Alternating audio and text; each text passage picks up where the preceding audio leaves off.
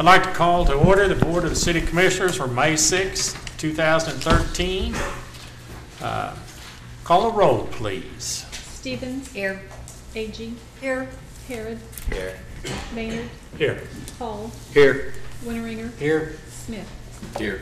We have a quorum. We have a quorum, so let's move on to the next item, the invocation. Do we have someone for us? Okay, all that are able to stand, and we will do the Lord's Prayer together. Our Father, who art in heaven, hallowed be thy name. Thy kingdom come, thy will be done, on earth as it is in heaven. Give us this day our daily bread, and forgive us our trespasses, as we forgive those who trespass against us. And lead us not into temptation, but deliver us from evil. For thine is the kingdom, and the power, and the glory forever. Amen. Please remain standing while Commissioner Winteringer leads us in the flag salute. Attention, position, pledge. I pledge allegiance to the flag of the United States of America and to the republic for which it stands, one nation, under God, indivisible, with liberty and justice for all. Thank you.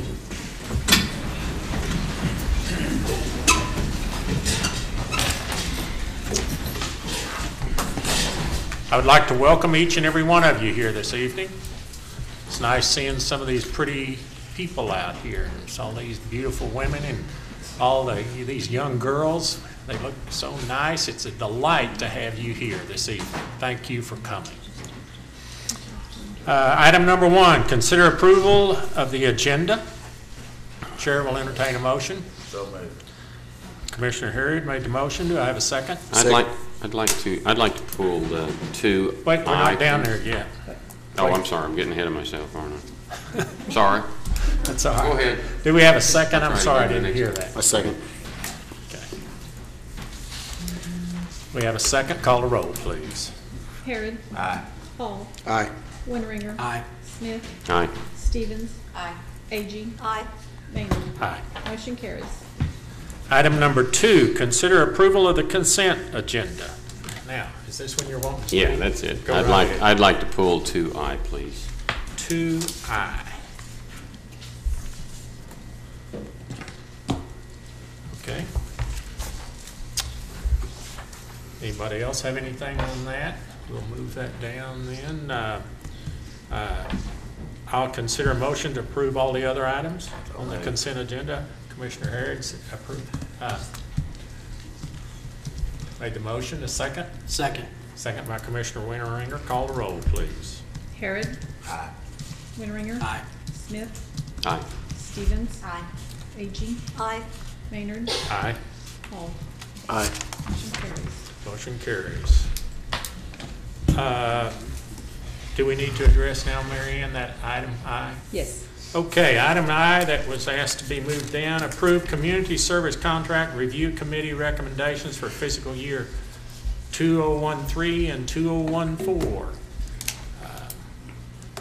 Evidently, we have some discussion on this matter. Well, I was just noticing we don't have a financial statement as applied to from our contract with the chamber.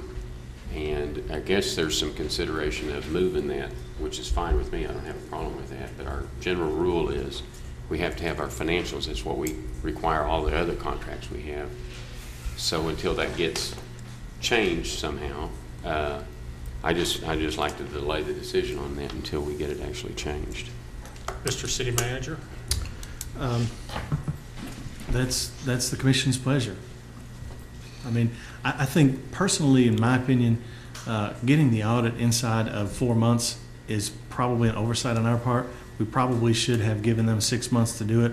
As a governmental, we have 6 months to get our audit in. And I mean, by the time you close books and we perform these things on a modified accrual and accrual basis, which basically means we have to split what expenses were actually before the year ended and what expenses are after the year begins, and go through that process. It takes time. I understand that their budget is not as large as ours is, but they still should have time to do it. It's hard. It's also hard sometimes to find an auditor for a small organization like that that really wants to go to the trouble. So I don't disagree with what the manager said, but the reason that it was set for April 30 was so that they could have an audit for the contract review committee. And we had suggested that they move to the city's fiscal year so they'd have plenty of time to Right. get that audit. They didn't want to use the city's fiscal year, they wanted to stay on their calendar year, which is certainly their right. But that's why they ended up having only 4 months, was because they stayed with that calendar year, and we needed, under the contract review committee rules, there needed to be an audit ready for review. So that's the history of how it got there. Okay, my question is to us then, what does it hurt if we delay it here at this point till we get that? Or, I guess, or do we need to take action if we do decide, like at the next commission meeting or something, after we address it with them, to go to 6 months, or, I guess. If you delay it, the current contract still goes through the 30th of June, so there's no money lost, but you will need to renew it by July the 1st. As I understand it, they have not engaged an auditor yet, so it's going to be hard for them to engage an auditor and still get something to you by June the 30th. But that's kind of up to them. Well, I think we ought to address that with them, huh? And Brian? Sure, we can do that. Would you address that with them? absolutely. Is that okay with the rest of you? Yeah, that's fine. I mean, I just. I never came up in the contract review committee. I don't remember any discussion about it at all. We didn't, because their audit wasn't due till the 30th, and I don't, Cindy and I had no inkling, or Phyllis, no inkling that it wasn't going to come. And so today I asked about it, because it was just due a week ago. And that's when we found out the situation. Well, I think then, is there any action we need to take? Well, there's- I need to approve the others. Yeah, there's 3 others besides, Right. Right, just pull that one out. Just pull that one out. Okay, so we'll just pull item number I out. I-4. I-4, I-4? Yeah. but you approved 1, 2, and 3. Okay, okay. Good. I'll entertain a motion in that matter. Yes, I'd make a motion, we approve I-1, 2, and 3 contracts. Okay. Do we have a second? Second. Have a second by Commissioner Smith. Call the roll, please. Hall. Aye. Smith. Aye. Stevens. Aye. Agee. Aye. Harrod. Aye. Mayor. Aye. Aye. Motion carries. Commissioners' comments. Do we have any this evening? How are we coming on 911? I see that county 911's having some financial difficulty, or I understand they are. Can't meet the budget or whatever, so are we progressing along? Or? We've not had a meeting, I think, since we went to Muskogee, right? Right. And they agreed we were going to go to Ardmore, I believe. Either Ardmore or Lawton. Lawton, maybe it was Lawton, not Ardmore. I'm And sorry. that was kind of our next step. I don't know much about what's going on with the county 911 system other than what we've read in the newspapers. I know from our perspective, just to give commissioners an update on where we are, it was a great trip to Muskogee, and some simple things that you just wouldn't think about actually sealed their deal. For example, they passed a resolution that just said they were going to do it.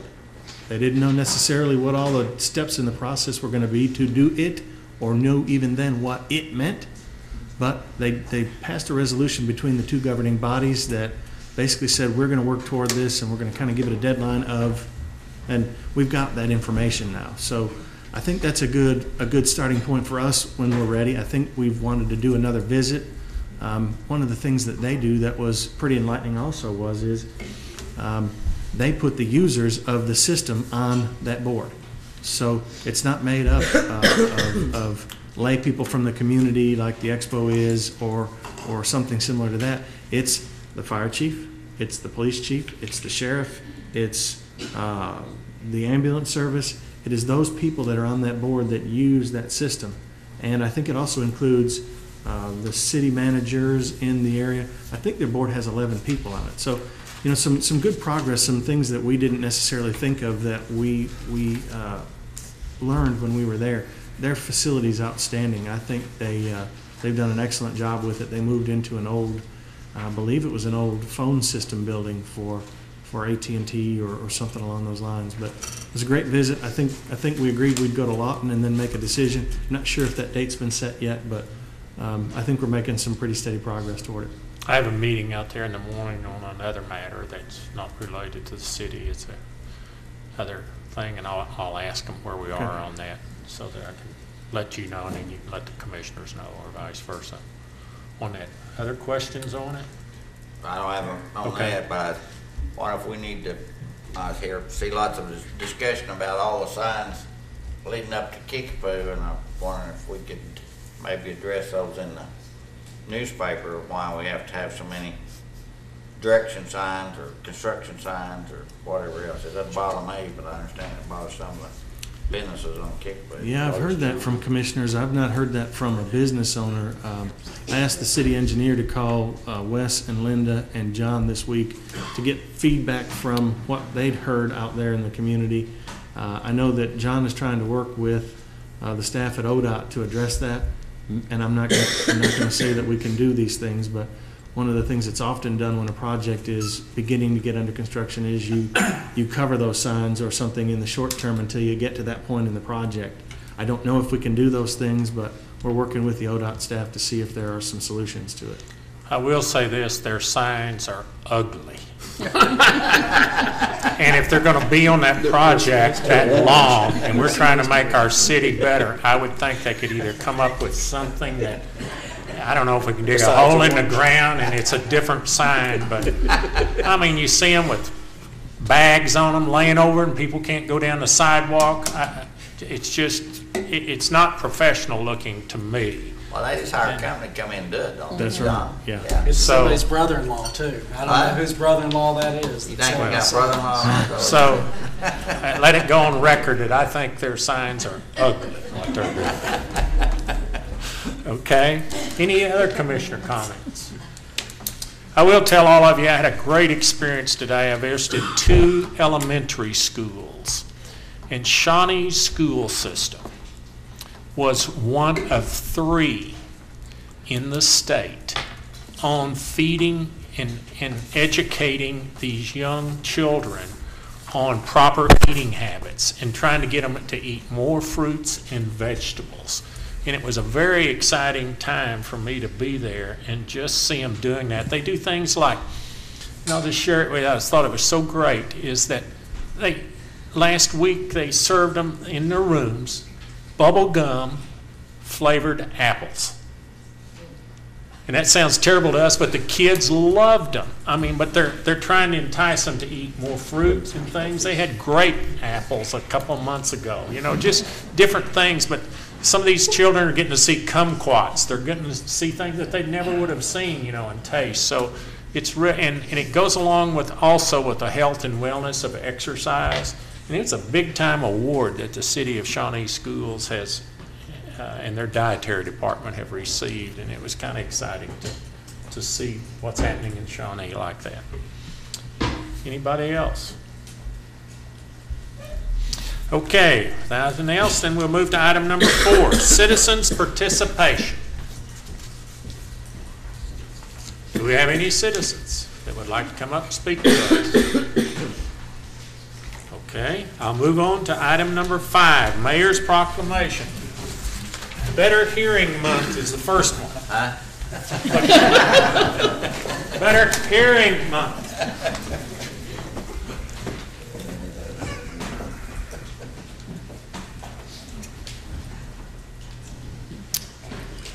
Are you coming up here today? I'm coming up here. God, your hearing's good. You can hear. Glad to have you. State your name so everybody know who you are. Kurt Calise, audiologist over at Hearing Healthcare here in Well, Shawnee. that's just great. Out on Kickapoo near the ugly signs. Near the ugly sign.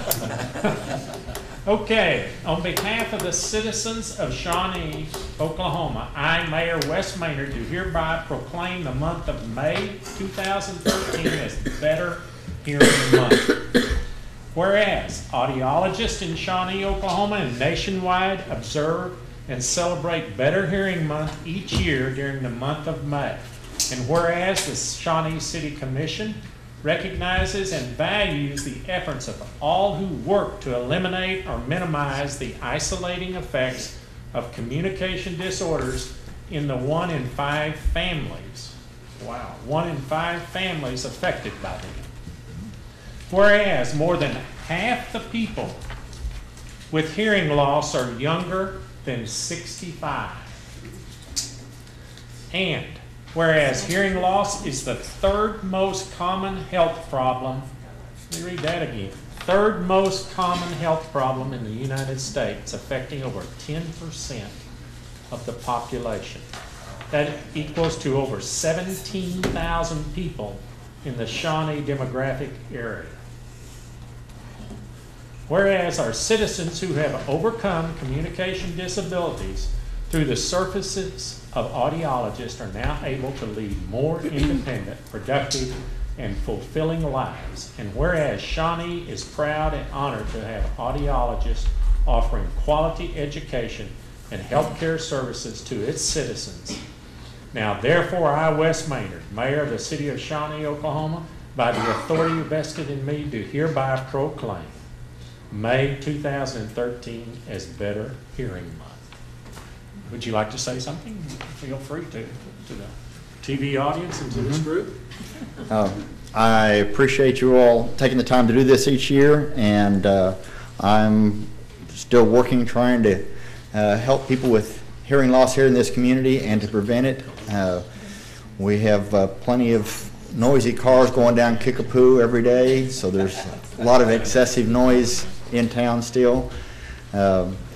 There's a lot of noisy industries, and one of the things that I'm looking forward to doing soon, hopefully, is coming before you and talking a little bit more about making some of the public facilities more friendly for the hearing impaired, such as this room. There's things that can be done to help a whole lot. So there's a lot more on the horizon. Thank you very much. Thank you. Thank you. Do city commissioners get a discount?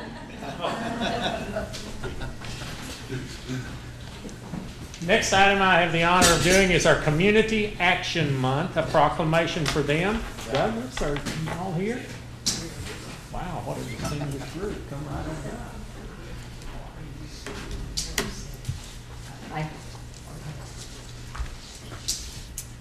Are you the photographer? Yes. What was your first clue? This is a proclamation to Community Action Month. I'm going to step back here by the mic so that I get. Whereas community action agencies were created when the Economic Opportunity Act of 1964 was signed into law. And whereas community action agencies have a 49-year history of promoting self-sufficiency for those with limited income. And whereas the Central Oklahoma Community Action Agency is a member of a nationwide network of 1,100 community action agencies and one of 19 agencies in Oklahoma, Central Oklahoma Community Action Agency serves 6 counties in Central Oklahoma: Cleveland, Lincoln, Payne, Logan, Pottawatomie, and Seminole.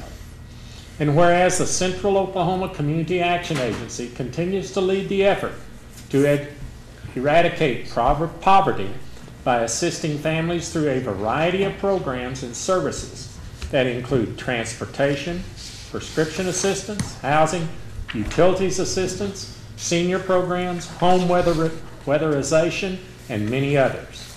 And whereas community action agencies help people and change lives, embody a spirit of hope, and make Oklahoma and America a better place to live, work, and play.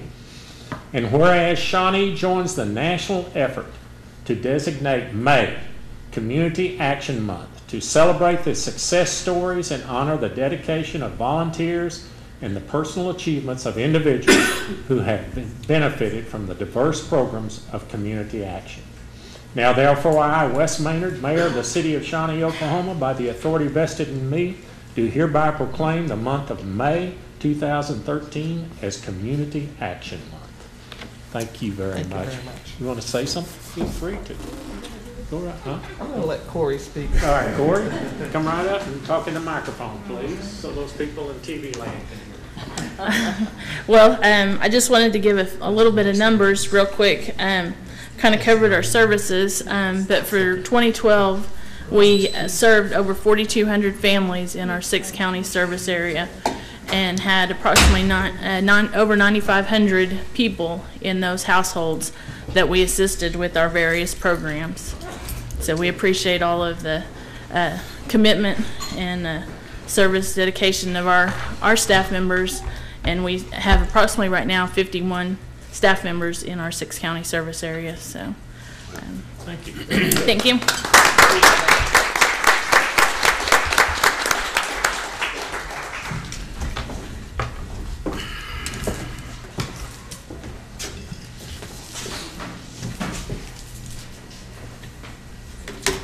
Excuse me, but breaking news on MSNBC is that the Senate has passed the Market Fair Place Act. And we'll get the House to do that, huh? Yeah, House halfway there. committed not to pass it because it's a tax increase. Yeah. Oh, really? Where is that? Okay, item number 6, introduction of Shawnee 201 2013 student teacher delegation for exchange trip to Japan. Wow, who is going to handle that introduction, please? Come right on up and state your name and bring everybody up that you want to. Bring that fine-looking group up. Please talk in that microphone, okay? Okay, I'm Pamela Hammond, Chair of Sister City Organization, and this is our teacher delegate. I'm going to let everyone introduce themselves. And I think one of our students was ill today and wasn't able to be here. But we'll all be taking off for Japan at the end of July, and everyone's really excited, and we've got a lot of things going this summer, to steps that we'll take to prepare so that we can have a great trip and represent Shawnee. And I went 6 years ago as the teacher delegate, and the people in Japan love the people of Shawnee. I can't express that enough, how highly they think of our town and our people. And so let's start with the teacher here. Come up and say something, but be sure each one of you speak in the mic, okay? My name is Beth Polston. I am the music teacher and band director from Grove School. Thank you so much for the opportunity to get to go. I'm looking forward to meeting the people there and going on the trip. Thank you very much. Thank you. I'm Liam Larson from Grove School, and thank you very much for this opportunity. My name is Bryce Coons from Grove School. Thank you for helping us get to go on this trip. Hi, my name is Macy May. I go to Grove School, and I'd like to thank you all for this opportunity. I'm Morgan Wallace. I go to Shawnee Middle School, and thank you for this opportunity. My name is Sabrina Bartley. I go to Shawnee Middle School, and thanks for letting me have this opportunity. My name is Annika Stevens. I go to Shawnee Middle School, and I just want to say thank you for letting us have this opportunity. My name is Malachi Swedberg, and thank you for supporting us in this trip. Very good.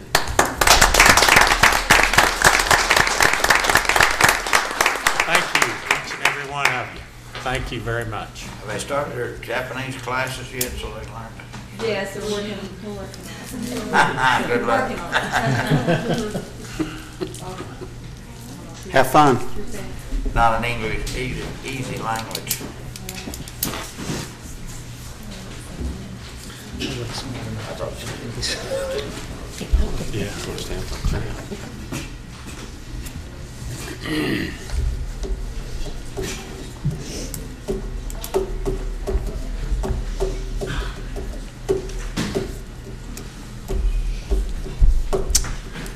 Item number 7, a public hearing and consideration of an ordinance rezoning property located at East MacArthur, west of North Bryan, from A1 agriculture to R1 residential single-family dwellings.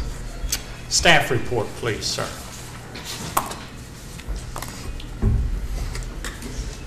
Thank you, Commissioners. If you'd like to follow on it on your iPad, it's page 102 is the Planning Commission recommendation.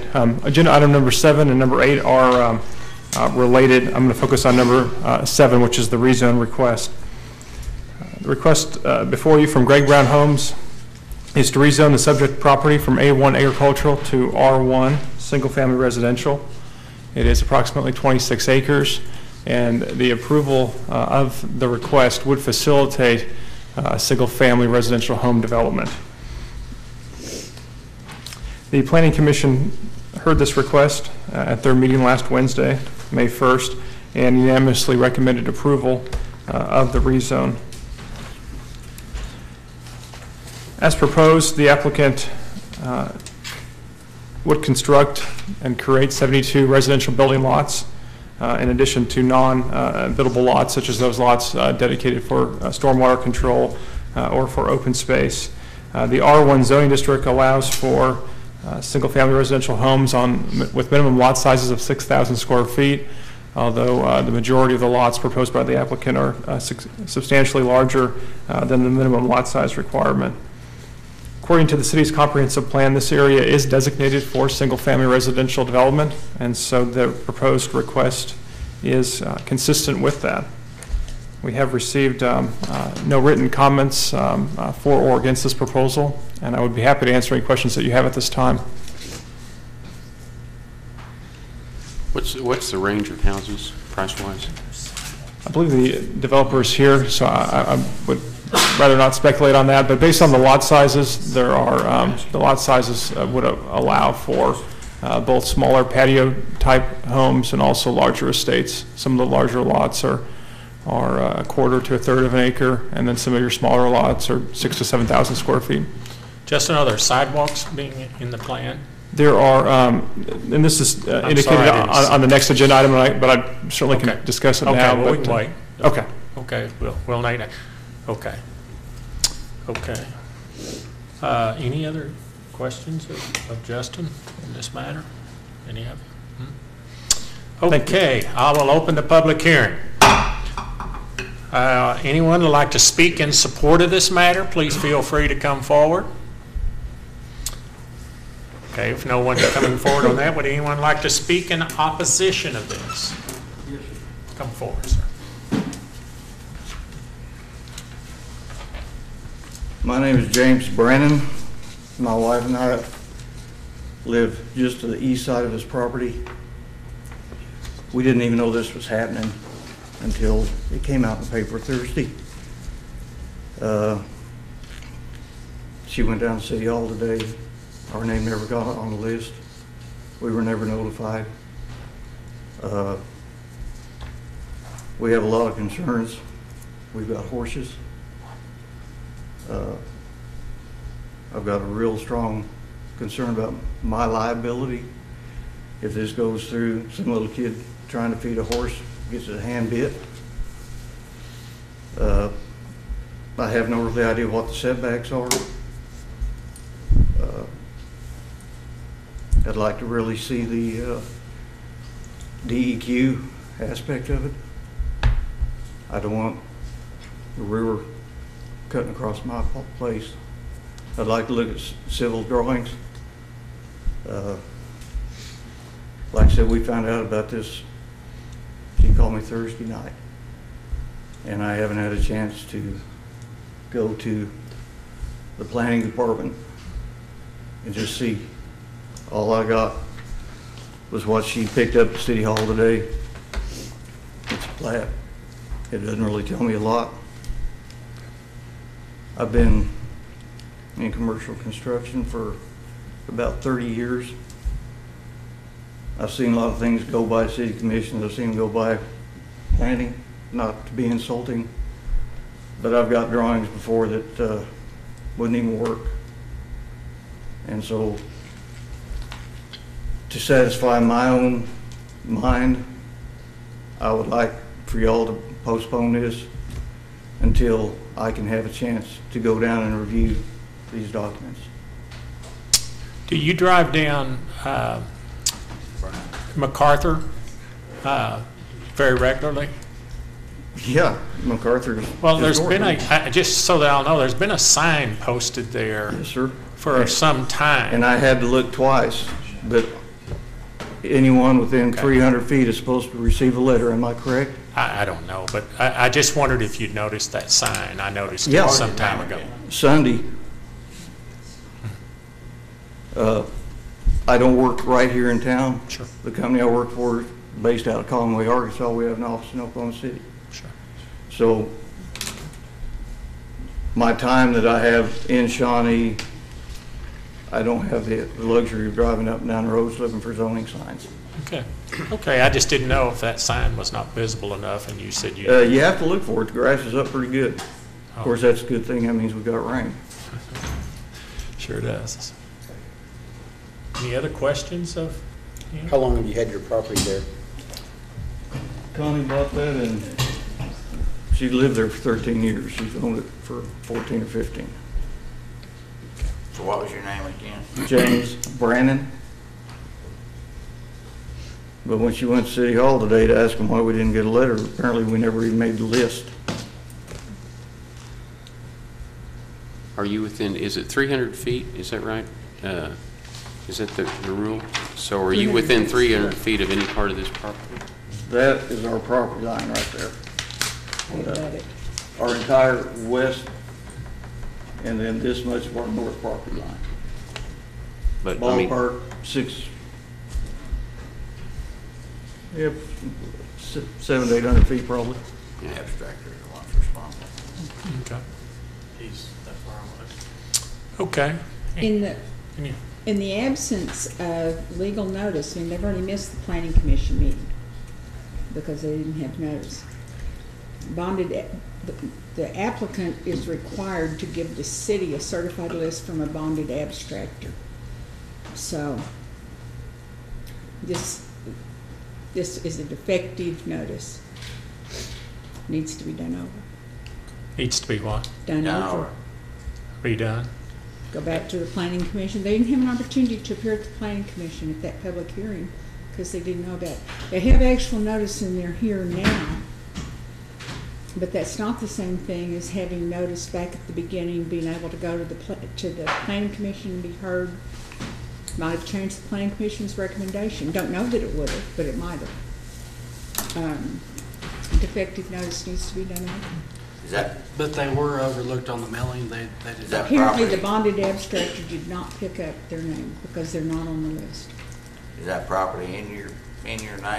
Like, It's probably in your name, isn't it? Or your maiden name, Connie Bales Reed. What name? Connie Bales Reed. The address hasn't changed. And Lord knows, I don't know why we wouldn't have got it. We get everybody else's mail. But I'm still unclear. Isn't it a 300-foot rule, and so it was missed? He's within 300 feet. well, That's what. you need to know how the property is listed. If they abut it. What's your street address? 2302 North Bryan. 2300 is included. 2302. 2800 is included. 1502, 1782. Not here.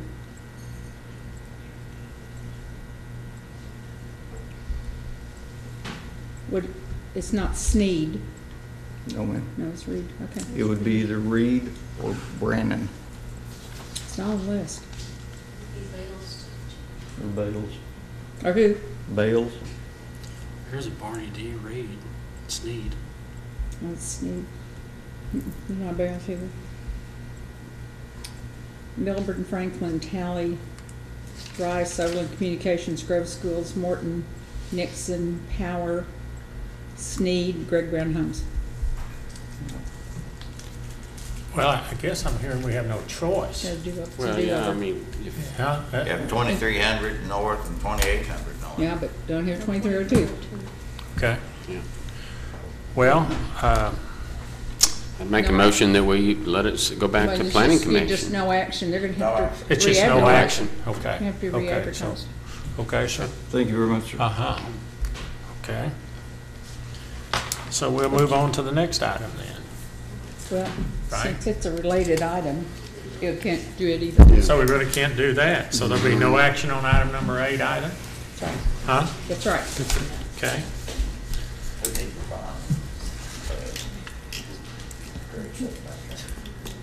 You need to ask Greg something. Well, Greg, do you have any comment or anything? just Not his fell fault through the either. cracks, huh?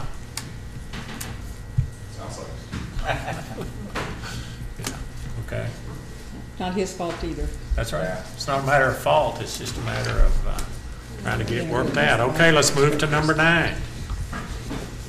Public hearing and consideration of an ordinance rezoning property located at 1102 West MacArthur from C2 suburban office to PUD. Planned unit development, medical facilities at the hospital. How about a staff report?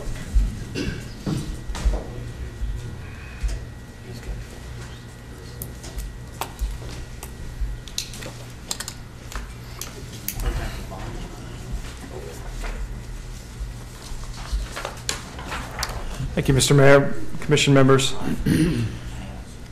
This request is a request to rezone the subject property from C2, which is an office commercial designation, to a planned unit development, which allows for specific regulations based on the unique characteristics of the site and the current and as well as proposed development activities. Of course, this site is the location of St. Anthony Shawnee Hospital. The approval of this rezone would facilitate a major expansion and remodel project at the hospital. That proposed expansion is 122,000 square feet approximately, and the existing facility is approximately 168,000 square feet, and this is about a 9.5 acre site in and of the hospital site. Of course, there's an additional medical complex, and the hospital owns property surrounding that 9.56 acres as well. Figure 1 of the staff report provides an aerial photograph outlining the campus. I'm sure most of you are all quite familiar with it. Of course, the medical complex to the west, and then to the north, the medical office building, and then additional parking to the far north. The surrounding land use is exclusively either hospital property, medical type use property, or property that's owned by Oklahoma Baptist University. So we have two principal uses, and then of course further to the west, the city of Shawnee and the Shawnee Airport facility. The current zoning designation of C2 severely limits the property and would not, and as such, the proposed development and expansion would not be able to be accomplished under the existing zoning. And that's why the applicant is proposing a planned unit development concept. And staff has met and discussed this with the owner over the course of many months, and there's been a lot of discussion. And so I just wanted you to know that this is kind of the culmination of a lot of review and a lot of discussion with St. Anthony, with their staff, and with their consultants as well. The big changes or the big deviations that would be allowed under this PUD compared to the zoning that's there today is primarily the building height. Under the current zoning classification, the maximum permissible height is 35 feet. And under the proposed development, the new tower will actually be about 67 feet, slightly over 67 feet in height. Based on the proximity of this location to the airport, there are height restrictions, and there is an additional permitting process, but based on the information we have, a 67-foot height tall building could be approved in that location. So we don't have any concerns there with respect to aviation. Also, because it's an existing site that's being redeveloped, there are also unique challenges there relative to parking and some of our other zoning requirements, such as landscaping. And because we're dealing with an existing site, they've asked to retain the existing parking spaces, which are substandard based on our allowed parking regulations in the zoning code. And they've also asked that they would be able to basically retain the existing landscaping where possible and enhance it where not possible and where the site's being redeveloped. And they've included a detailed landscaping plan.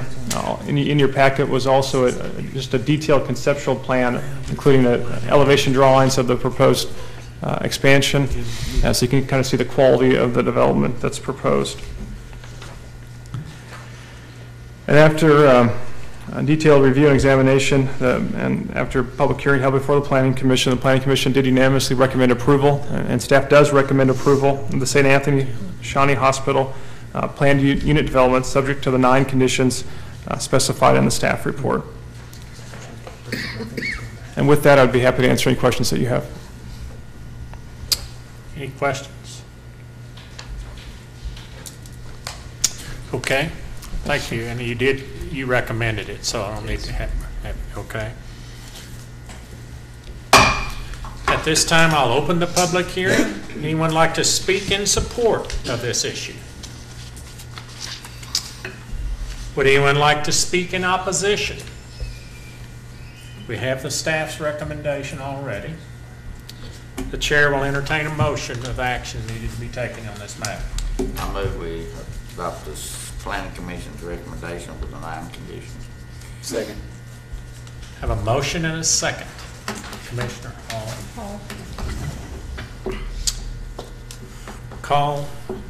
Let's see, I'll wait and vote. Would you read the title, please? This is an ordinance concerning the zoning classification of the following described property: the southwest quarter of the southwest quarter of the southeast quarter of Section 1, Township 10 North, Range 3 East of the Indian Meridian, Potawatomi County, Oklahoma, less than except 24 feet along the north side and 40 feet along the west side of said tract for street purposes, rezoning said property from C2 Suburban Office to PUD, Planned Unit Development, and amending the official zoning map of the City of Shawnee accordingly.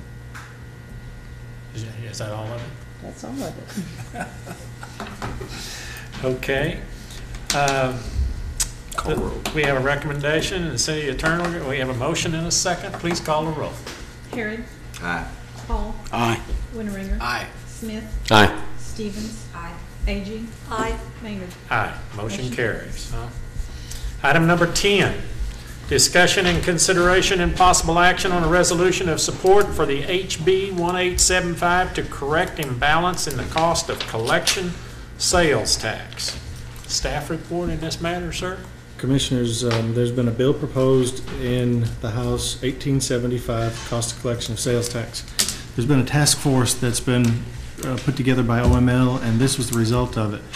Currently, 1% the Oklahoma Tax Commission retains for the enforcement, collection, and redistribution of the sales tax that's collected by our merchants, that's submitted to them and then ultimately remitted back to us. Our portion, as cities go, has actually, as a proportion of it, gotten less, and so this bill identifies that, and we will go from 1% to hopefully 50% of that 1%. So a half a penny or a half a percent on what they charge us to collect it. So this is really just a resolution to support that effort. What would that mean to us, Cindy? 0.5% more? Well, just guessing. I mean, you don't have to have exact number. like $7,000 a month. It's pretty good. Because I was thinking our retention fee is like $14,000 or something. Yeah. Okay. Roughly that. It changes by the month depending Sure. on what our sales check is. Sure. Check is. But.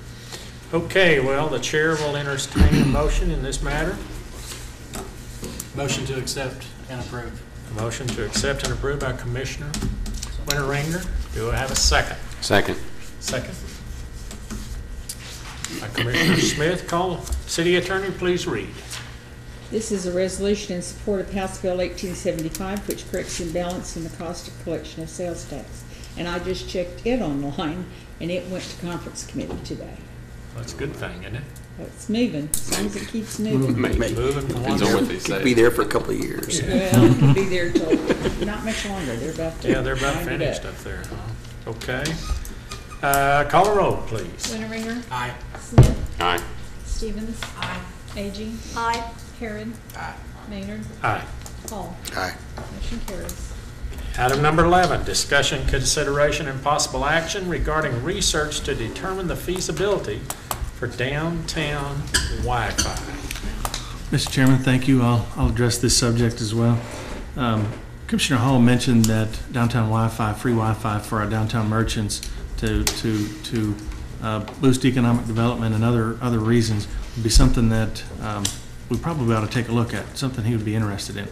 We think so too. The unfortunate part about it is that it costs money to do these things. And just after our budget discussions, it's just something that at this point, what my staff recommendation is in your packets is staff's recommendation is not to undertake this task at this time. Funding is limited in this budget year due to lean budget projections and the general fund and the third penny capital fund lacking funds due to debt service commissioners approved in 2011. However, at some point in the future, we probably should take up the subject. Just at this point in time, our recommendation is let's sit back, see how our budget looks mid-year or so, and then take a look at it. And Mr. Mayor, that is our recommendation. Okay, discussion? Well, I think that's the right thing to do at this point, considering our budget. And also, the company that bought Allegiance said that they may... They have, yes, sir. That they kind of offered that they would work with us on that potentially to offer some sort of free downtown service. So that probably we'd want to pursue that first. Get something free as opposed to having to pay for it. And they're very interested in doing that. So I've got a call to return from last week to the director of the new BCDI. I know nothing about electronics and Wi-Fi, but I guess I wondered if you could put it, with a downtown project being focused primarily on 2 blocks right there. That's going to be the development, I think, Linda, and that's kind of what the OU study said and those things. Is there a way to just put an antenna or something on one of those buildings that's not expensive that would give Wi-Fi to, I know nothing. I'm just asking that question. I actually know a little bit about this because I was actually doing it in the city that I was before I was here. Okay. There, at that time, were a couple of different technological options. But one of the things that you don't want to do is get into the business and not provide it reliably and make sure that it's something that you've got a large enough pipe, so to speak, that you can push data through, or otherwise you really disenfranchise the businesses and all. We just need to determine a scope, figure out where we want to go with it, and then publicize it and get after it. But it's going to cost dollars, and just right now, it's not a recommendation. How would you come up with how much to cover down there? Because he's already priced this company out already. I'm not getting wireless. It's just two blocks. I think. How do you come up with how far to cover on that? The study that's in your packet and what we provided to the commissioners at the City Commission retreat, and I really wish that now, looking back, that we had actually come back on Saturday and had discussions about the Red Cedar population and the Wi-Fi, so that we could have, had some more open discussion about this, John. But I think that's really a scope that we would need to determine. How much, how far, what kind of data levels and that type of thing, and what kind of participation we might have with some of our communication partners like Allegiance or the new cable company. So there's a proposed coverage that Steve or somebody had done that I thought was pretty good. It's in your information. Does the library have wireless, or are they all? I don't think so. I think you have to log onto their computer and get in there. Yeah. I have wireless at my home. I just buy a router and it works in my house. Couldn't they? Get a big old router's all we need. No, I don't mean for the rest of the city. I mean in people that have their offices. They can be wireless, right, if they have internet. But it is that simple, but it's not. I mean, I can tell you that just from our experience at home, we had a lower cable internet push into our house, and we bought a smart TV, and we couldn't watch movies on our television, and it was because we didn't have a large enough pipe. So that's all got to be determined at the time at which we. The cable coming in. Yeah. Well, I guess, do we want to just delay action on this at this time? I think we accept the staff recommendation at this time to kind of table it until they can see where the budget goes this next year. So I'm not sure. I don't think we need a motion on this, do we, or do we? Mary Ann, do we need a motion? You can make a motion to approve staff recommendation. Okay. Somebody like to? Yeah, I'll make a motion that we approve the staff recommendation. Have a second? I second that motion. Mr. Winteringer, Commissioner Winteringer, call the roll, please. Hall. Aye. Winteringer. Aye. Smith. Aye. Stevens. Aye. Agee. Aye. Harrod. Aye. Mayor. Aye. Motion carries. Item number 12, discussion, consideration, possible action regarding research to determine the feasibility of red cedar eradication. Thank you, Mr. Mayor. I'll address this one as well as number 13. Again, staff's not opposed to this project. It's just a project that we need to determine the scope on. Red cedars are soaking water out of the ground, and they're fire hazards, and they're proliferating the property that the city owns. There's no doubt at that. We heard from Dr. Turton about the process, staff analysis and considerations. I think if we're going to do it, we need to just frame what it is that we're going to do. And I don't know at this point. James was supposed to look today and see how many acres that the city owned out there, and even come up with an estimate as to how many trees we felt like were out there. We think the project is a valid project to do. However, staff's recommendation at this time is not to undertake this task, simply because there are going to be some dollars that are going to have to be put toward it. But, however, if the commission wants us to go ahead with the project, we will do it, and we will do it well. We just need some time to frame the project, find out what it is that we're doing so that we can achieve an attainable goal to get there.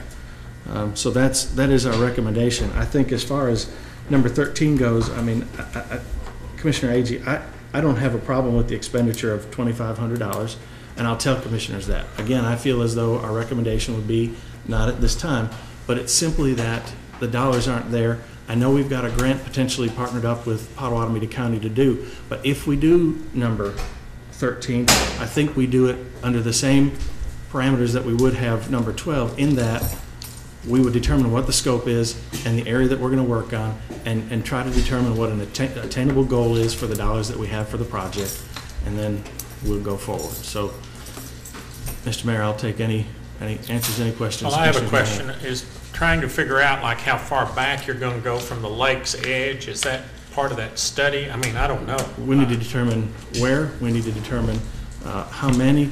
We need to determine what we're going to do with the leftover debris. We need to determine how we're going to maintain the prairie after we take the trees out. So there are a lot of things that we've been discussing. That's why this memo came from 5 different staff members, 4 including me, because we've been discussing it and trying to figure out what our best approach is. So I don't know the answer to your question, Mr. Chairman. Okay. Any other? Go ahead, Linda. Yeah. You bet.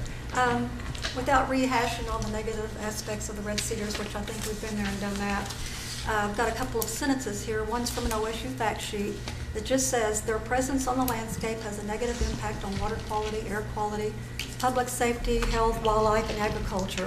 And then from the Dr. Turton study, the very last sentence says, our results, and this is from their 3-year study on a different watershed, showed that encroachment of eastern red cedar fundamentally alters hydrological properties and stream flow responses, which just means it has a negative impact on the watershed as far as the recovery of the water.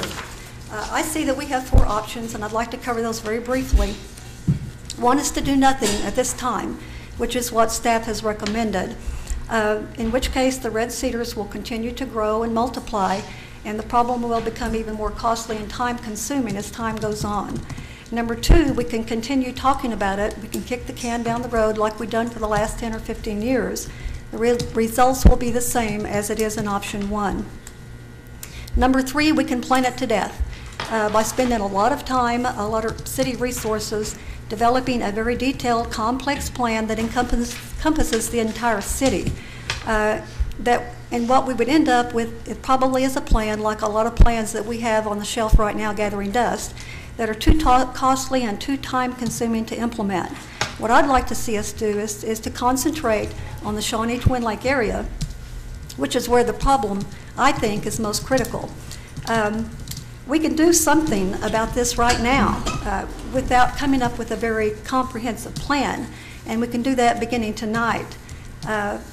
We can take advantage of the county's offer to match up to $2,500. This is a very small amount of money. It's a negligible amount of money.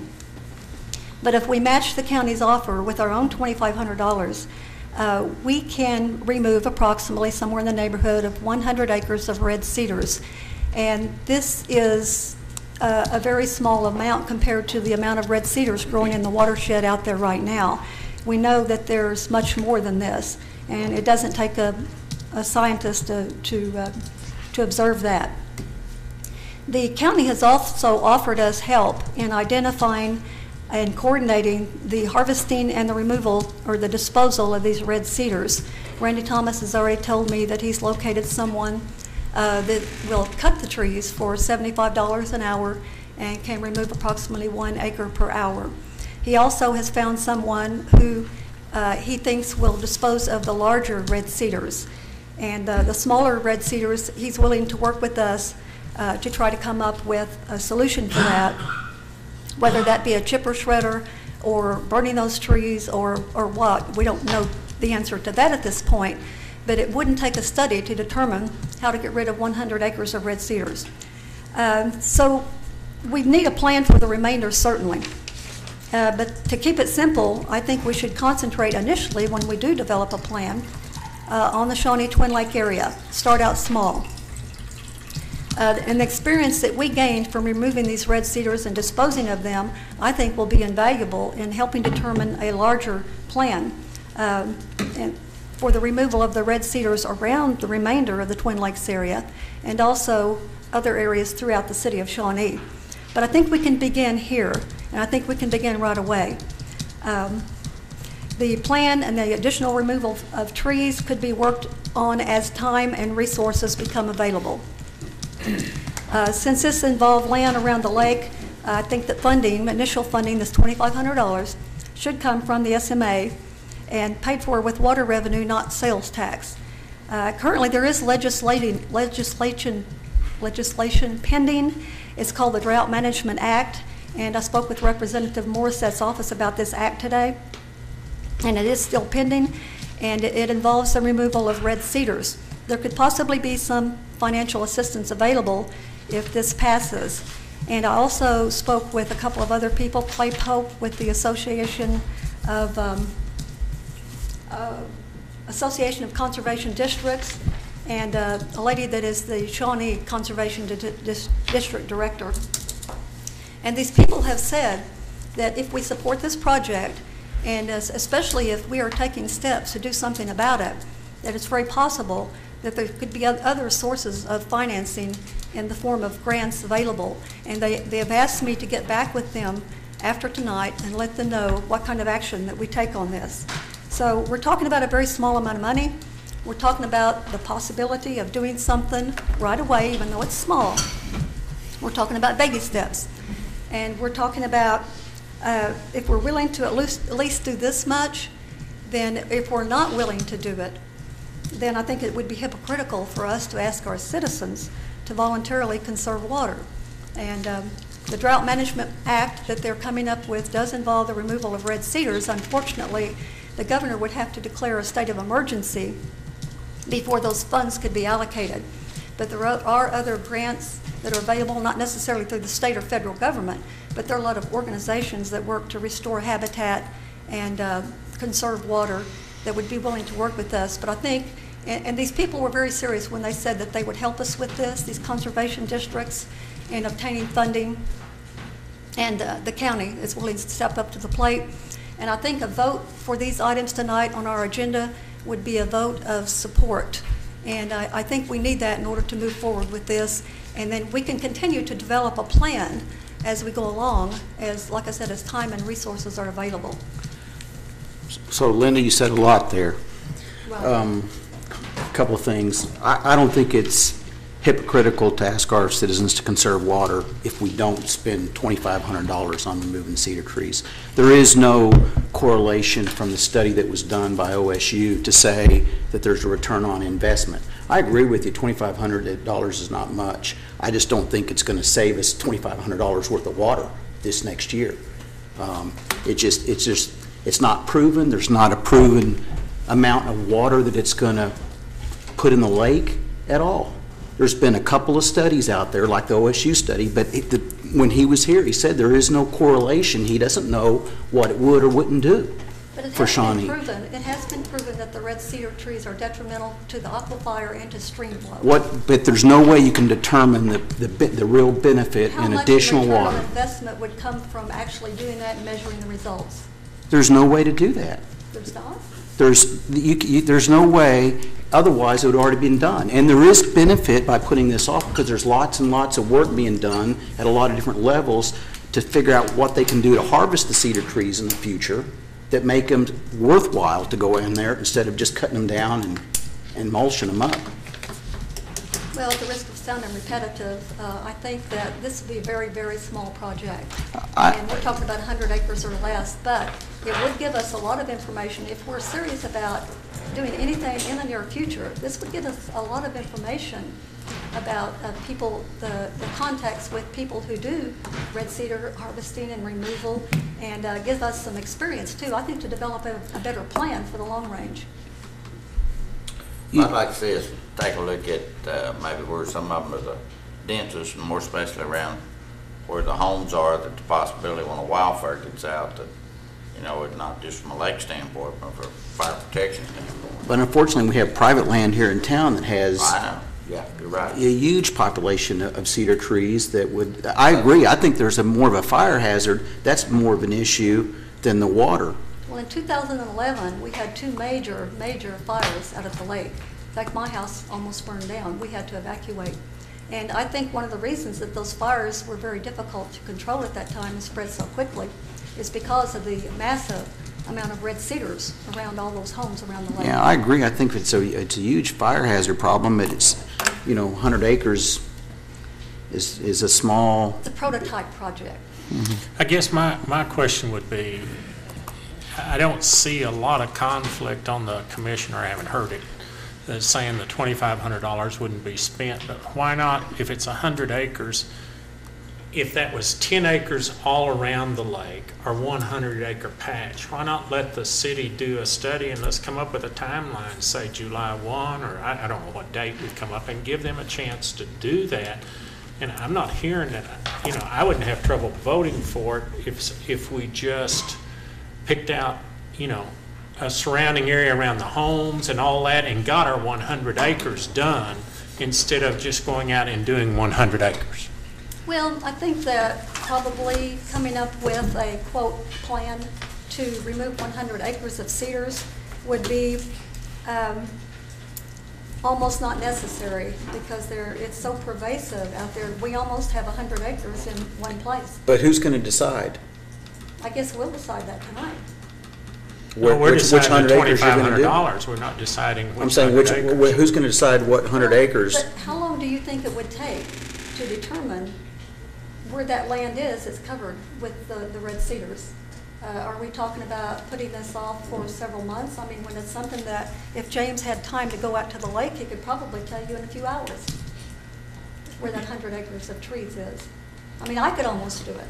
Well, my concern with this is we clear 100 acres and there'll be other people out there that says you didn't clear the right 100 acres. Well, I want my 100 acres closer to me cleared off, because it's a fire hazard over here in my house too.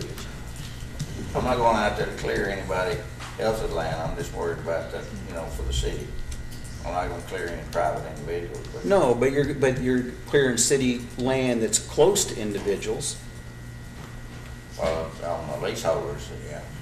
Well, I personally would feel better if we had a plan, and I'm not talking about a long study, Commissioner Agee, I mean in the next 30, 60 days or whatever, that would say, okay, here's the drawing, we're going to do this around like this. You know what I'm saying? Well, I'd say 30 days, but I wouldn't want to go any longer because... But that's fine. I don't have a problem with that. But again, that's just my thinking, and I'm only one vote. It's not that I'm against the project. I just don't want us to... We're not voting tonight to start the project. I think what we're identifying, any action that we might want to take, which could be, approving $2,500 expenditure to do this, and then drawing up the steps that we need to follow to make that happen. Well, wouldn't it make more sense to, The money's not in the budget. Money's not in the budget, but wouldn't it make more sense if we had a plan and then we vote on it? Okay, I don't know. Whatever the commission. I'm looking at all these cuts that we made in this third penny cuts here, and I think it's good, the red cedar I'm understanding all that, but we've cut so much, I don't see how, it's just $2,500, but I don't see. Well, it's we're coming giving out up of a lot right here. Coming out of the SMA budget. Not out of the general fund. not out of the general fund. Okay, I understand that. But then what's the plan for ensuring that they don't just grow back? I mean, it's kind of like Well, just jumping out there and deciding what we want to do. Well, that's part of the long-range plan, I think, that we need to come up with. I did suggest that. I can't justify spending money without something more concrete and a plan. Okay. Well, we don't have to start right away, but I think we need to take some action tonight, make a decision whether or not we're going to support this and develop a plan, instead of just saying we're not going to do anything at this time. So you're saying if it was passed by the commission, the $2,500, that doesn't mean we're going to go out there and start removing trees. We're going to have to wait till there's a plan done and all those things. Well, it depends on what you're talking about by plan. If you limit it to an initial plan involving the Twin Lake area that could be started within a certain period of time, and the city was willing to commit no more than $2,500, and we identified what that $2,500 was going to encompass, then I think we could do that. Personally, I'd like to see more hard facts around what the real benefits are to the citizens, to the people that do pay utility bills, where the SMA collects its money. What is this going to? How is this going to benefit them? Hard facts. How many gallons of water is it going to save? You know, I understand the fire hazard reduction, but we got that problem everywhere. You know, that's just me personally. I don't think that I can, vote to. Well, I agree it's not very much money, but but I don't want to be throwing away $2,500 whenever we got all this other stuff that we're trying to deal with. And we have the accountability of 30,000 people. Okay. This is the water supply for 30,000 people, and that it may not benefit at all. The people that have done the research, there is a benefit. You can't calculate return on investment because you can't determine it to that minute extent. But it's been proven that there is a benefit to the watershed by removing red cedars. Dr. Turton's study Not out at Shawnee Lake. He said there was no correlation. You would have to really study it to say how much. Qualitatively, if you cut down a few cedar trees. But a red cedar tree is a red cedar tree, whether it's on Shawnee Lake or some other lake.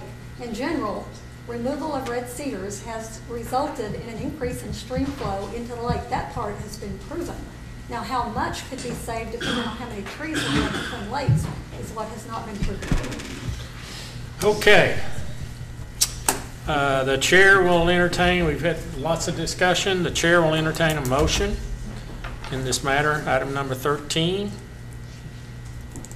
Is it number 13 or number 12? Actually, you're on number 12. Actually, so I'm sorry, on number 12. I'm sorry, you're right. When you do 12, that may or may not mean you need to do 13, Okay. depending on what you do on 12. I would like to make a motion that we start developing a plan for red cedar removal around the Shawnee Twin Lakes. Okay, we have a motion. Do we have a second? I'll second. Commissioner Harrod seconded. Okay. And this is a plan, A plan, yes, okay? for the Shawnee Twin Lakes Okay. area. Okay? And that would be done by the staff? That they've already agreed that it would do? Well, Mr. Chairman, I was just going to clarify, is there a period of time that the commission, as part of your motion, Commissioner Agee, that you would like to see that done by? I don't want to give the perception that I want to achieve a goal here. So if it's 30 days, I need to know that. If it's 60 days, I need to know that. The trouble is I don't know how quick I can pull the data together. And that's my issue. Give us a guess. You think, I think I recommended in here June? 90 days. I know commissioners were not saying that it wouldn't take that long. 90 days is what our recommendation is. I think it's going to take you every bit of 90 days.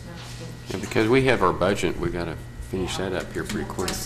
Yeah, it's going to. Okay, so do you want that to be part of the motion? Yes, sir. 90 days?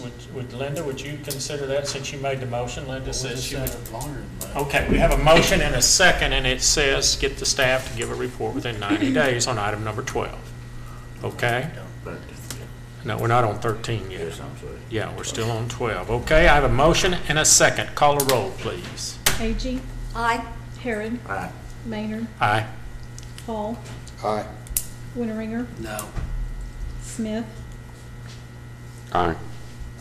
Stevens? No. Motion carries. Okay.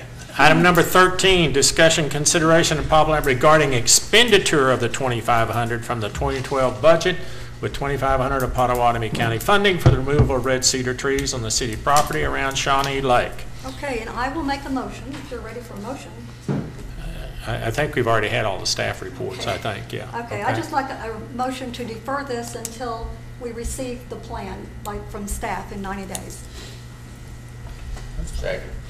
Have a motion and a second. Did you get the second by Commissioner Harrod? Yes. Okay. Technical point, Yes. Ms. Simontelli. 90 days will be out of this budget year and into next budget year, so that probably needs to be an instruction to hold the money, to carry it over to. In SMA, we have a contingency line, which I. Okay. Okay. Call a roll, please. Agee? Aye. Harrod? Aye. Maynard? Aye. Hall? Aye. Winteringer? No. Smith? Aye. Stevens? No. Motion carries. Okay. Item number 14, discussion, consideration, and possible action of approval of the CDBG FY 2014 one-year action plan for fiscal year beginning July 1, 2013 through June 30th, 2014. Call for staff report, it says.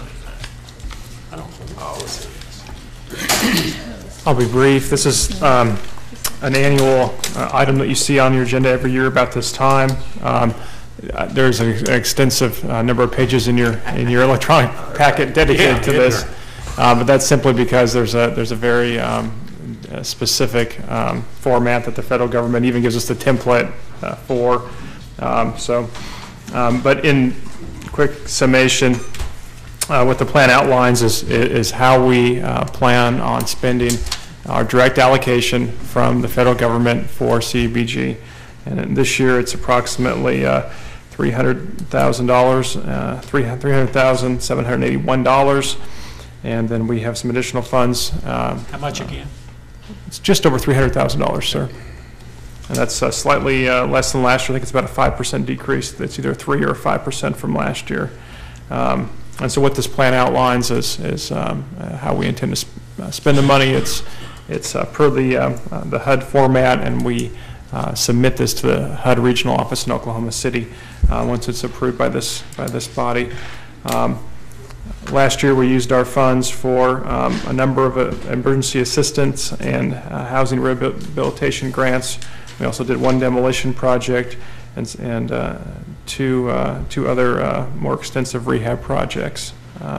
And we would do similar type activities with this funding for this coming year.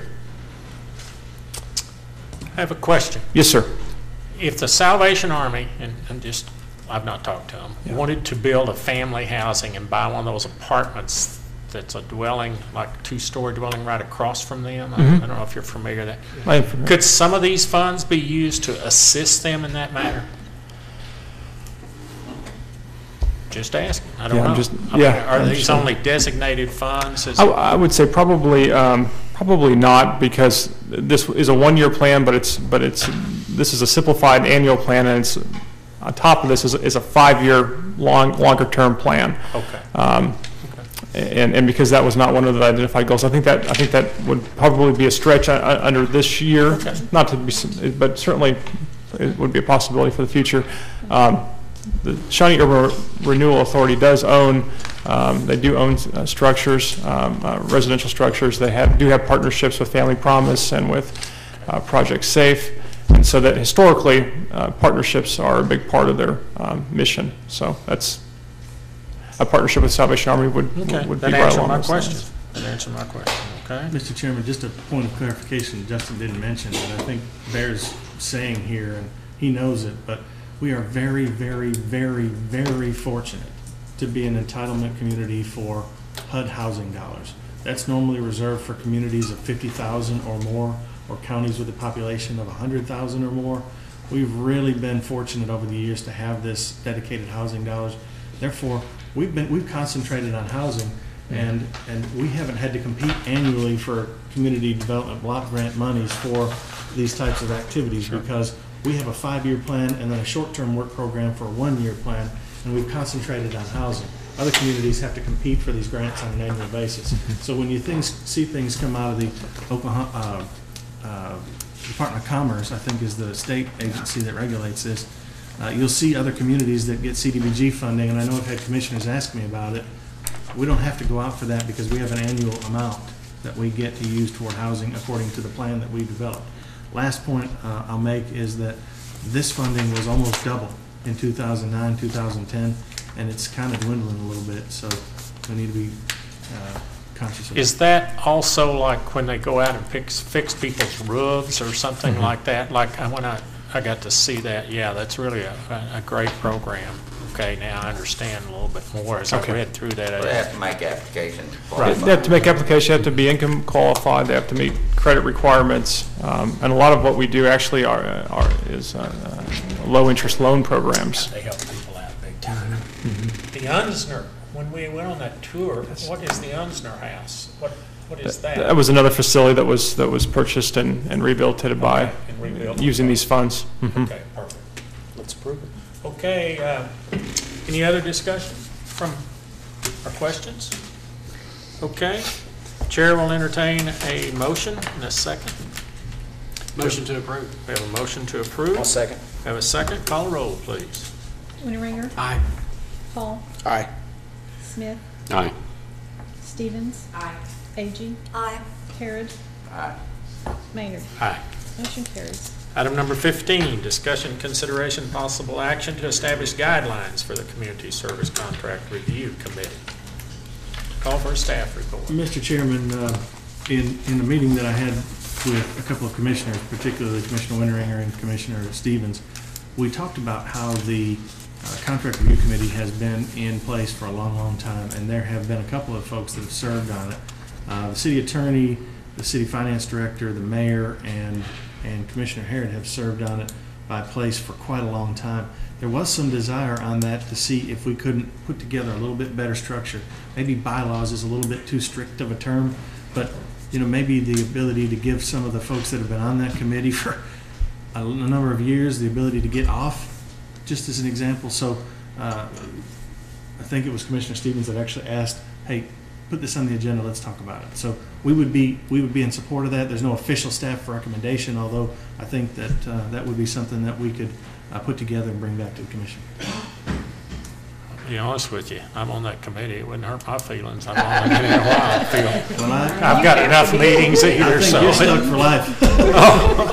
Well, So what's broke about it? Is it the way people are put on the committee? Is it? We would like, and John and I were in that meeting together, what we would like to see is that this committee be handled similarly to any other board or, commission, let's say, in that, almost that it comes before, the mayor's appointment comes before us, we vote on it. There's essentially term limit times, set some parameters of who else we want on there, just to kind of bring some new blood in every now and then.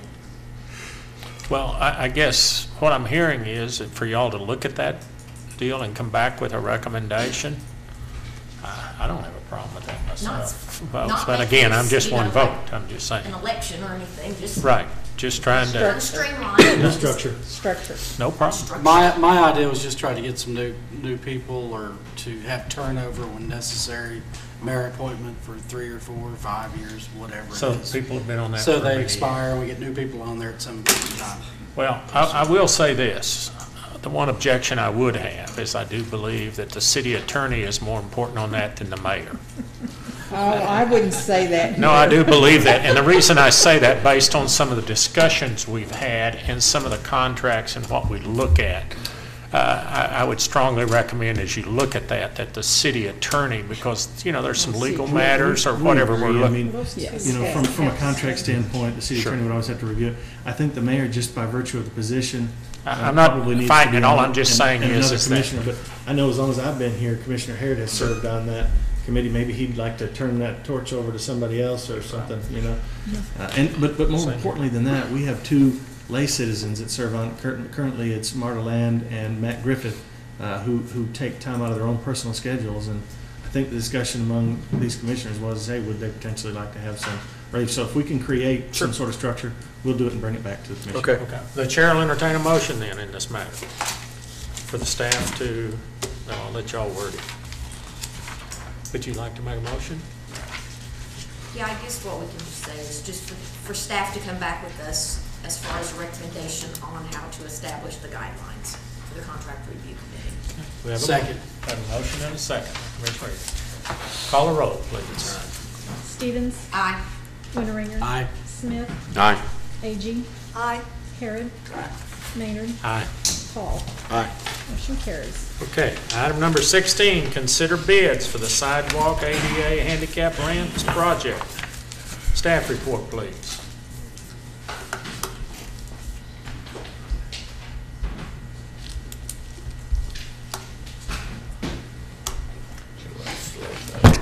Where does all this money come from for these things? These ramps and everything?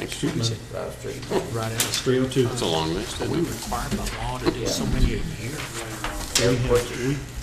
Commissioners, Mayor was asking some questions. I think Oh, you're handing that out. You can answer that time. Prior to my arrival at the city, we hired a consultant to put together an ADA transition plan. The state and the feds are looking at us from a standpoint of how are we doing with our old facilities, our medium-age facilities, our new facilities, sidewalk, handicap ramps, bathrooms, handicap parking spaces, all that kind of stuff. Anyways, the consultant really developed an ADA transportation plan. And by that, I mean exactly what I said. We have a plan in place. Basically what happens is we have identified some priorities that need to be dealt with. Sidewalks was one of them. This money comes out of our street department 302 fund money every year. Now the way the city engineer does it is he does it on a bulk basis, meaning we've got so much money, so the contractor's hired and they just go out and work on these sidewalks around the community. You've seen those. But as long as we're basically working toward satisfying the priorities in our ADA transition plan, you know, it's progress toward where they want us to be. So we began with some of these to try and make sure that we're following through with the plan. John, what page is that on? I know you got it there. Something. On my book, it's on 241. 241. Mine only goes to 248. Did you find it, John? 240 something? What are you looking for? I guess my question is before we get to John, My is with memo. our budget restraints that we have, and as tight as we are we obligated by law to do all of these ramps and we can't cut back? This is all budgeted in the street. This is already budgeted. It's already budgeted. 2012 budget too. Yeah, Oh, this- is it? yeah. Okay, I'm sorry. It's this current fiscal year. That helps me. And then this new fiscal year, we budgeted money again for the project. 'cause That we- helps me understand. We have Thank to you. keep showing good faith effort What that we're number's that spending page, money John? and kind of alleviating these problems, so. We can't find it in ours. That's okay. I may have, It is on 241. 241. that's my memo, basically just saying that, and on 242 is the actual bid tabulations. Memo is just saying we reviewed the bid tabs, and everything looked like it was in order. There was 4 bids received, and the lowest and best bid was from All Roads Paving for $127,337.75. They're $30,000 lower than the next lowest bid, and we would recommend awarding this project to All Roads Paving. And this project is like Mr. Brian said, is the ramps at the intersections of streets where we've already milled and overlaid or have done new streets on. We're required to provide the actual ADA ramp where there are sidewalks and no ramps. So that's what we're doing. Maybe we accept the bid. We have a motion to approve it. I got it. Wait, yeah, I got a question. We got a question. Wait. Sure. I'm sorry. I didn't mean The to rush stuff he you. handed Go right out ahead. is- Time out. We have a discussion. What page y'all on? 241. Those things he handed No, out no, those things aren't, the up next yet. item is the next item. Well, you're confusing us. We're looking at this. No. He didn't hand it. That's the next item, the bid And opening. it's not item number, not page 241 according to mine. The memorandum is on page 241. 241 I have. And the 242. I have consider matters discussed in executive session. Oh, that's wrong. Mine has 241, the memo. Yeah, the 242. memorandum is on page 234. Okay, there we go. Some of you haven't the You guys opened up non-amended the old agenda. version. Okay, here we are. Amended version. I'm sorry. I tried to pull it off. The Okay. amended agenda. We don't appear to be on the same page, but anyway, Okay. we still stand by our recommendation. Makes a motion. Okay. 234. Now let me see it. 234. Okay, We we have have, the old agendas. okay, that's what we have. Okay, we have a. Now my numbers are matching up with your numbers. Okay. Okay, we have a motion. Do I have, the chair have a second? I'll make a second. We have a second by Commissioner Agee. Call a roll, please. Harrod. Aye. Agee. Aye. Stevens. Aye. Maynard. Aye. Hall. Aye. Winteringer. Aye. Smith. Aye. Motion carries. Okay, well, the next item is 16B, the bid opening of the rehab asphalt streets project. That's what I handed out where we had 5 bidders. Right. Now, the other sheet I handed out was for the water meters and meter vaults, and that would be under the SMA agenda. Okay. We'll wait on that then. So we have 5 bids received for the rehab asphalt streets project. First bid open was from All Roads Paving, Inc. out of Oklahoma City. Their bid was $734,026. The second bid open was from Bishop Paving Company, Inc. out of Oklahoma City. Their bid was $772,000. Next bid open was from Haskell Lemon Construction, listed as Oklahoma City, but they're also a Shawnee company. Their bid was $745,557.80. Fourth bid open was from ATEC Paving. Their bid was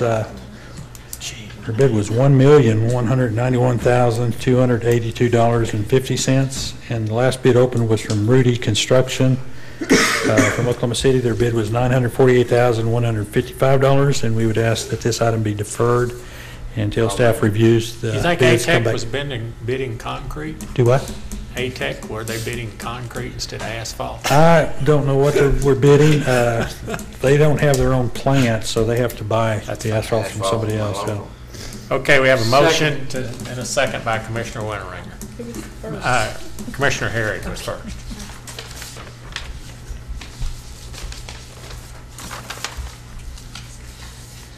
Harrod. Aye. Winteringer. Aye. Smith. Aye. Stevens. Aye. Agee. Aye. Maynard. Aye. Hall. Aye. Motion carries. Item number 17, new business. Mr. Chairman, no new business or administrative reports under the City Commission agenda tonight. Okay, then we will recess and our commission meeting and to convene our Shawnee Airport Authority and the Shawnee Municipal Authority. We'll start off with the Shawnee Municipal Authority. We do have a quorum. The chair will entertain a motion to consider approval of the consent agenda. We have a motion by Commissioner Harry. Do we have a second?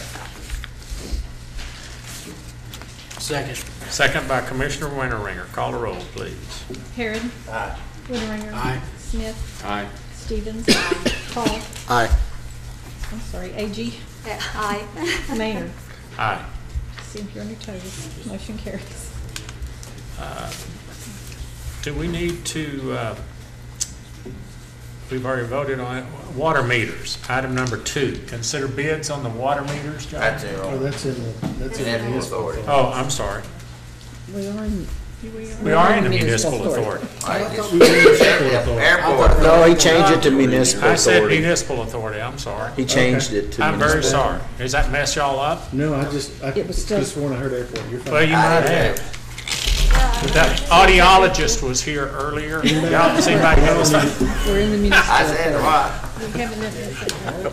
We have not. done Okay, it. and we are on the municipal authority, if you don't mind, and sorry for the confusion. And if we can talk about the bids at the water meters and the vault structure project? Bid, not The bids. bid, yeah. Bid. We have received one bid for the vault and water meter project. It is from Jordan Contractors and Company out of Tecumseh, Oklahoma for $225,330.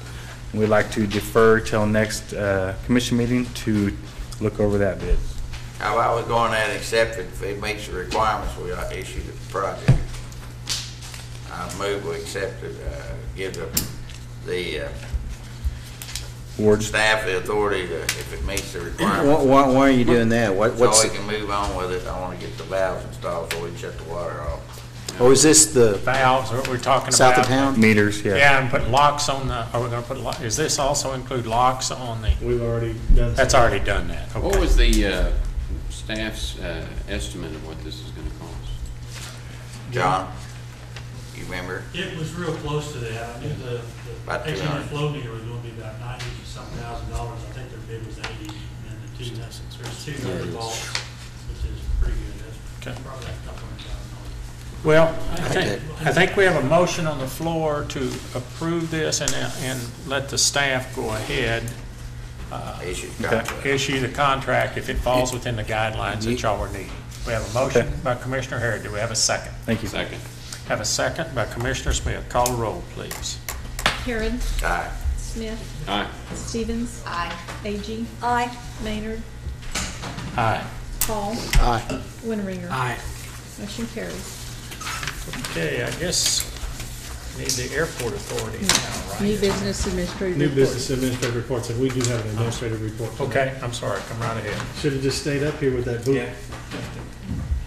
You say you need to exercise? That's not what his doctor told him. Mr. Chairman, Commission, I have a short administrative report tonight. On April 19th, just south of Garrett's Lake Road, south of the north side sewer plant, there's an interceptor line, 24-inch concrete interceptor line that failed during the heavy storms, and we lost all of the flow to the sewer plant, and it was discharging into the creek. We had Jordan Contractors under contract, and we did have him go out there and repair that line, and we have reported all discharges to DEQ, and the line has since been repaired. We replaced 20 feet of the 24-inch line. It's very deep. It's not real old, but it's a reinforced concrete pipe, which does not hold up well to sewer gases, and there's a lot of it out there. And I have got some quotes to replace the section that went down and take it into the plant about 315 feet. The contractor had a real hard time finding a good piece of pipe to tie onto, and right now it's holding, but in the near future it will probably be on the list to replace quite a bit of it out there. And you replace it with a different type? Yeah, there's several options. I have met with John Krywicki on this. Staff has met with him. We've contacted Boldishwire for his recommendations, and they have a process called slip lining the pipe. It's a vinyl pipe you put inside of it, because the pipe can't be pipe bursted because it's concrete reinforced. Yeah. But you can slip line it, and it's fairly inexpensive. Do we need to declare that emergency so we can get it fixed, or is that? It probably wouldn't be a bad idea.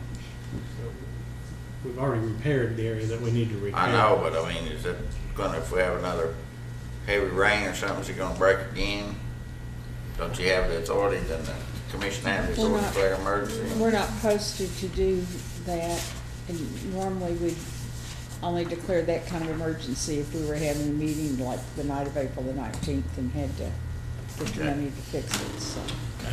Well, I mean, wouldn't you still have to take bids and everything? If you're gonna slip line it, you're still gonna go out and get Yes. quotes and everything anyway, and come back to us. Fixed. Yep. Well, emergency, we wouldn't have to, just get it fixed. Yeah, you'd have to bid it out. But I mean, if it's flowing in the river, you've got to do That's right. something. They got that part That's what fixed. Yeah, it's been No, but fixed. it could happen again, I guess, because I thought I heard, and I hear things funny, that it was kind of inferior, the patch.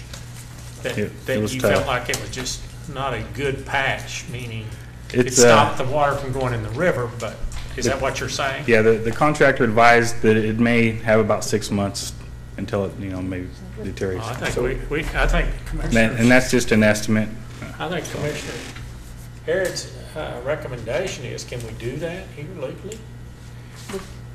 We don't have something that rises to the level of an emergency contemplated in the statutes.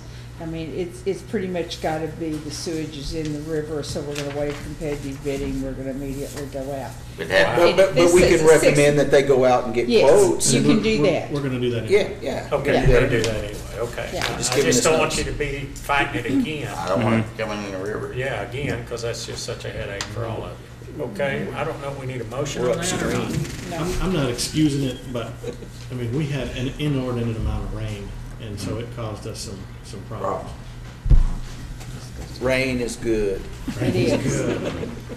Okay, I'm sorry. Okay, no, that's fine. We're just trying to take care of it. Anything else? Do we have any new business? I skipped that. No, sir, no new business. Thank you. business. Thank you very much, Steve, okay? At this time, we will adjourn, actually, the municipal, No. recess Adjourn it. Okay, we're gonna recess it. Well, let me make a suggestion to you. Let's go ahead and determine if you're gonna go into executive session, and then you won't have to come back until after executive session.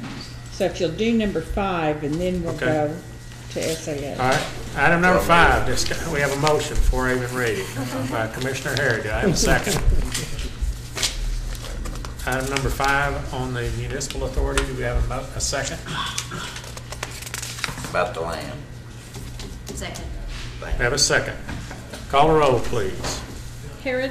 Aye. Stevens. Aye. Agee. Aye. Maynard. Aye. Paul. Aye. Winteringer. Aye. Smith. Aye. Motion carried. Okay, now I'll go to the Shawnee Airport Authority. I'll recess the airport authority. municipal authority and move to the Shawnee Airport Authority. We do have a quorum. I'll entertain a motion for consider approval of that consent agenda. So moved. Commissioner Harry, the motion. Second. Second by Commissioner Hall. Call the roll, please. Harrod. Aye. Paul. Aye. Winteringer. Aye. Smith. Aye. Stevens. Aye. Agee. Aye. Maynard. Aye. Motion carried. Any new business? No, sir, no new business or administrative reports tonight. Okay, then we will adjourn the Shawnee Airport Authority. Go back to the city commission. Yep. Go back to the city commission. And here we are, we'll reconvene the city commission. Item number 19. Consider an executive session to discuss city manager's performance, evaluation, and employment contract pursuant to 25 OS 307. Discussing the employment, hiring, appointment, demotion, disciplining, or resignation of any individual salaried public officer or employee. The chair will entertain a motion on that matter to go into executive session. And we can do both. Yeah, that's what you said. We'll go do one, yeah. We'll do one, then we'll do the other, if that's okay. You need a motion to go into executive session? Yes. Yeah. I move that we go into executive session. Do you have a motion? Do we have a second? Second. Second by Commissioner Harrod. Call, a vote, call the roll, please. Paul. Aye. Harrod. Aye. Maynard. Aye. Winteringer. Aye. Smith. Aye. Stevens. Aye. Agee. Aye. Motion carries. Okay.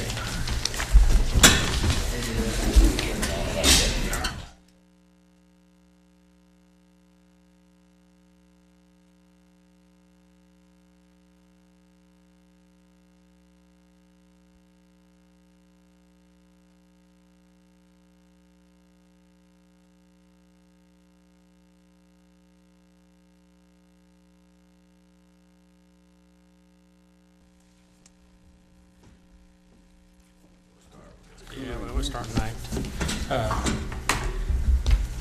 What should we start Item, with? I guess number 19, Why right? why you want to start in That's it, man. SMA? Oh, Either place, but I'm sorry, SMA. where is this? Put it down.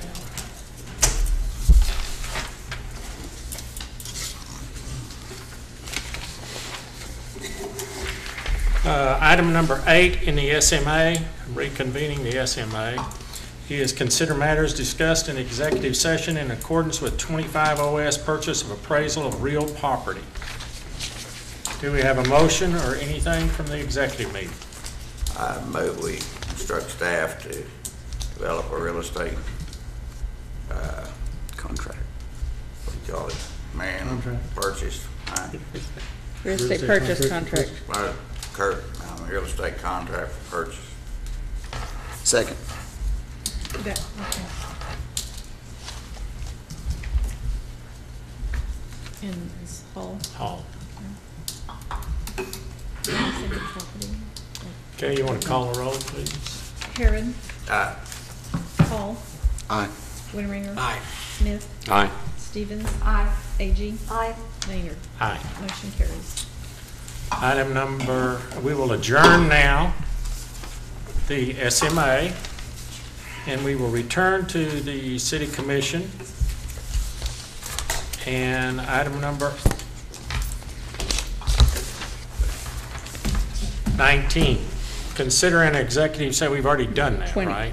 And we're on item number 20. Consider matters discussed in executive session regarding city manager's performance evaluation and employment contract pursuant to 25 OS, discussing the employment, hiring, appointment, demotion, disciplining, or resignation of any individual or salaried public officer or employee. Is there any motions? Motion to adjourn. Well, wait, I've got to close this out first. My bad. So not being any motions, we'll announce no action was taken in executive session. Now, I'll consider a motion to adjourn, Commissioner Webb. Motion to adjourn. Second by Commissioner Harrod. Call the roll, please. Winteringer. Aye. Harrod. Maynard. Aye. Hall. Aye. Smith. Aye. Stevens. Yes. A.G. Aye. Motion carries. Oh, no.